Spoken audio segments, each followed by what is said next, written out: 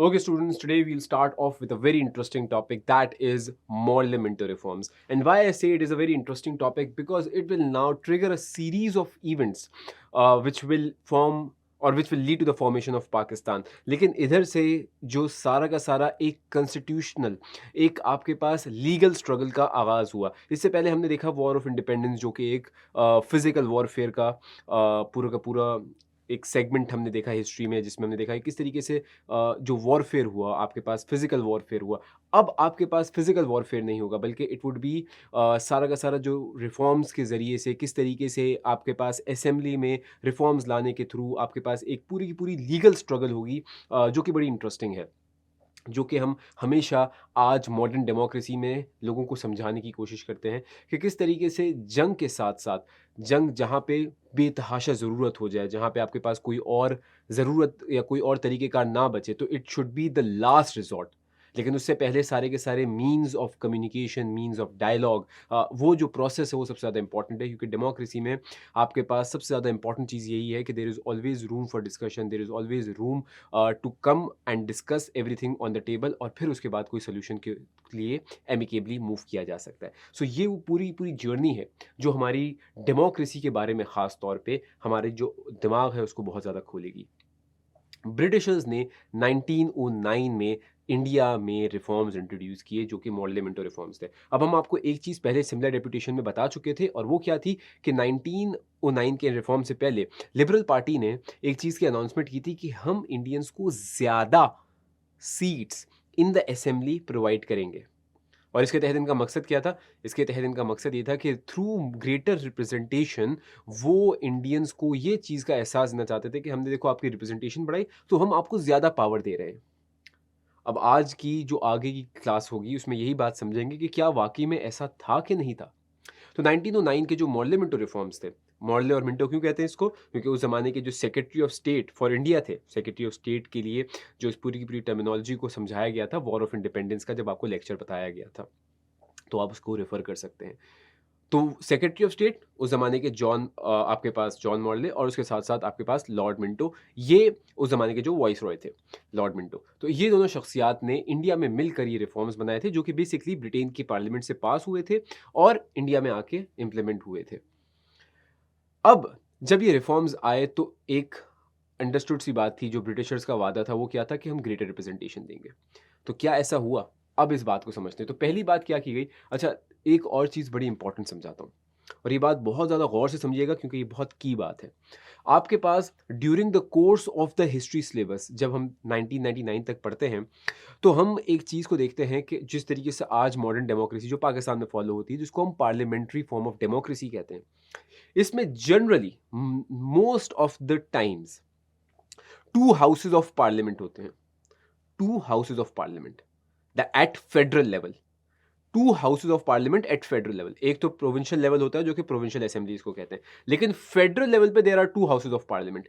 एक होता है जिसको हम कहते हैं जिस अपर हाउस. अपर हाउस के लिए मुख्तलिफ नाम है. अपर हाउस को हम अपर हाउस भी कहते हैं. इसको बुक में रेफर करने के लिए आपके पास काउंसिल ऑफ स्टेट भी कहा गया है, ठीक है? उसके साथ-साथ इसको आज मॉडर्न टर्मिनोलॉजी में हम सेनेट भी कहते हैं, ठीक है? सो ये मुख्तलिफ नाम हैं जो कि अपर हाउस को डिस्कस करने के लिए आपको बुक की during the course of the book मिलेंगे. इसी तरीके से आपके पास लोअर हाउस, जिसको लोअर हाउस को आज के दौर में हम नेशनल असेंबली भी कहते हैं, ठीक है? इसको लेजिस्लेटिव असेंबली भी कहते हैं, ठीक है? और इसको लोअर हाउस भी कहते हैं. तो ये मुख्तलिफ नाम आपके पास एक ही चीज़ को समझाने के लिए बताए गए हैं, और वो क्या है आपके पास? वो है आपके पास जो आज के दौर में जिसको हम लोअर हाउस या नेशनल असेंबली कहते हैं. तो ये जो सारे के सारे हाउसेस थे, कोई भी बिल जो होता है वो नेशनल असेंबली से ओरिजिनेट होता है. उधर सबसे पहले क्या नाम है, उधर से पास होता है, फिर अपर हाउस में जाता है, और फिर इसी तरीके से आज के दौर में प्रेसिडेंट उस ज़माने में वॉइसरॉय के पास जाता था. तो ये पूरे का पूरा प्रोसीजर है जिसके तहत कोई भी लॉ पास होता है या बिल पास होता है और फिर इम्प्लीमेंट किया जाता है. तो उस ज़माने में ब्रिटिशर्स ने क्या किया कि जो आपके पास अपर हाउस था, अपर हाउस में ओवरऑल जिसको इंपीरियल काउंसिल भी कहते हैं, जिस तरीके से हमने आपको बताया upper house, imperial council, council of state, और उसके साथ साथ आपके पास आज के दौर में सेनेट। तो ये सारे के सारे अपर हाउस के मुख्तलिफ नाम हैं जो during the course of these different reforms, अभी 1909 फिर 1919 1935 मुख्तलिफ रिफॉर्म्स आई जिसके बारे में हम पढ़ेंगे। तो 1909 के जो रिफॉर्म्स थे मॉडलमेंटो, इसमें इसको इंपीरियल काउंसिल कहा जाता था। तो इंपीरियल काउंसिल की जो तादाद थी उसको ओवरऑल बढ़ाकर 60 मेंबर्स तक कर दिया गया। इसी तरीके से जो आपके पास एग्जीक्यूटिव काउंसिल थी, जिसको हम लोअर हाउस भी कहते थे, लेजिस्लेटिव काउंसिल भी कहते हैं, या आज के दौर में नेशनल असेंबली भी कहते हैं। तो एग्जीक्यूटिव काउंसिल की जो ओवरऑल तादाद थी उसमें 60 न्यू मेंबर्स ऐड कर दिए गए। उसके साथ साथ आपके पास जो प्रोविंशियल असेंबलीज थी, जो बड़े प्रोविंसेस थे, उनमें 50 न्यू मेंबर्स ऐड किए गए हर प्रोविंशियल असेंबली में, और जो छोटे प्रोविंसेस थे उसमें 30 न्यू मेंबर्स ऐड किए गए हर प्रोविंशियल लेवल की असेंबली में। और साथ साथ मुस्लिम्स के लिए सेपरेट इलेक्टोरेट्स और 1/3 रिजर्व सीट्स भी एक्सेप्ट कर ली गई। अब आप एक बात सोचेंगे कि सर आपने तो ये बात बताई थी कि जो 1906 में सिमिलर डेपुटेशन पास हुई थी तब भी ये बात एक्सेप्ट कर ली गई थी, तो जब आपके पास 1906 में भी ये बात एक्सेप्ट की गई और अभी भी एक्सेप्ट की गई, तो फिर एक ही बात दो दफा एक्सेप्ट क्यों कर रहे हैं? इसकी क्या वजह है? तो इसकी वजह ये है कि कभी आपने देखा है एक निकाह की सेरेमनी, एक होता है जिसको हम कहते हैं बात पक्की होना, ठीक है? तो बात पक्की होने में क्या होता है कि भाई हाँ, एक एग्रीमेंट हो गया कि हाँ सही है, तुम्हारी बात, लड़के को लड़का पसंद आ गया, लड़के को लड़की पसंद आ गई, लड़की को लड़का पसंद आ गया, मतलब इस तरीके से एक एग्रीमेंट हो गया, बात पक्की हो गई। तो एक ये क्या है, ये आपके पास एक भरोसे वाली बात है, एक ज़बानी कलामी एग्रीमेंट है। लेकिन फॉर्मली हम कब कहते हैं कि दोनों लड़का लड़की मियाँ बीवी बन गए? वो कब? जब आपके पास एक निकाह हो जाता है, प्रॉपर डॉक्यूमेंटेशन साइन हो जाती है, तब हम कहते हैं कि अब ये एक ऐसा लीगली बाउंड एग्रीमेंट है, अब ये मैरिज कंफर्म हो गया। तो इसी तरीके से इस मौके पर जब ब्रिटिशर्स ने रिफॉर्म्स पास किए, तो अब ये चीज को एक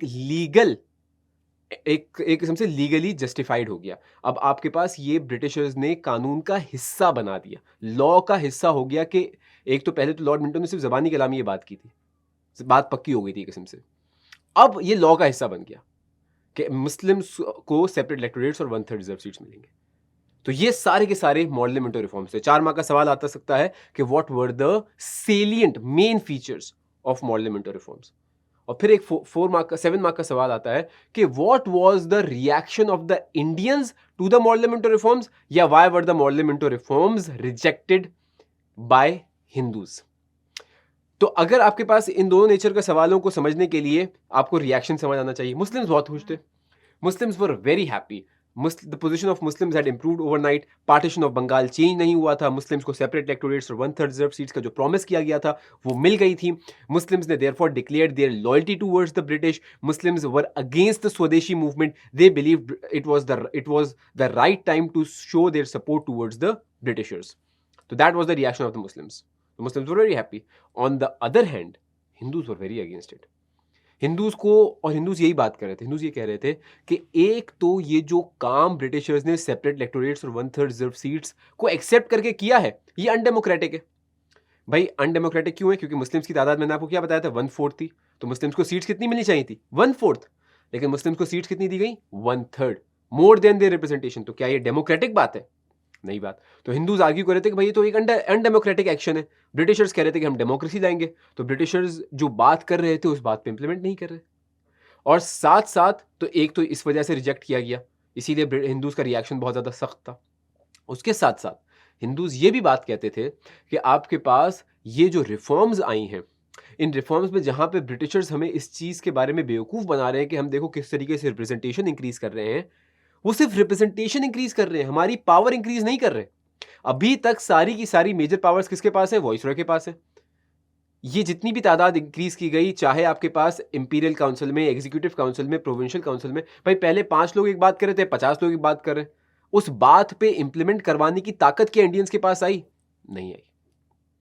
वो ताकत अभी भी किसके पास थी? वॉइसरॉय के पास थी, who could pass any law and could reject any law pass by the assemblies. लो आपके पास चाहे वो लोअर हाउस हो चाहे वो अपर हाउस हो। तो इंडियंस के पास अभी भी पावर बड़ी लिमिटेड थी, और इसीलिए हिंदूज ने इन रिफॉर्म्स को रिजेक्ट किया। उन्होंने आपके पास स्वदेशी मूवमेंट को सपोर्ट किया। उन्होंने आपके साथ साथ इस पूरे के पूरे ब्रिटिशर्स के खिलाफ जो कैंपेन थी उसको भी सपोर्ट किया। उन्होंने ब्रिटिशर्स के साथ अपनी लॉयल्टी भी डिक्लेयर करने से मना कर दिया। अब ये जो सारा का सारा बढ़ता हुआ प्रोटेस्ट हो रहा था ब्रिटिशर्स के खिलाफ, इसके ऊपर ब्रिटिशर्स ने क्या रिएक्शन किया, इसको जानने के लिए हम अगली वीडियो देखेंगे।